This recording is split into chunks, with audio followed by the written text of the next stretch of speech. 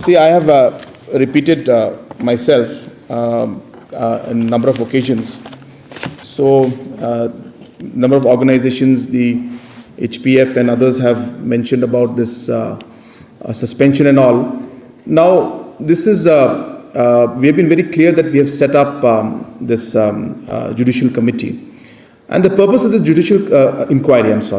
The purpose of the judicial inquiry is to find out the facts and details and who is responsible for whatever actions. Now, it is not appropriate for us to not give a fair chance for the trial and for this inquiry to take place. Therefore, what we are saying is that once inquiry reports come in, that's when the action can be taken. Now, if we were to simply go with our thoughts and our minds and what we think, or we think is certain person is responsible and take action, I don't think that's fair at all. We cannot be the judge without really having an inquiry conducted into the entire aspects. So that's what we're saying. And if we have to go with plain, simple suspension, we may have to bring down 300, 400, 500 people, maybe everybody who's involved, because we don't know who's involved where.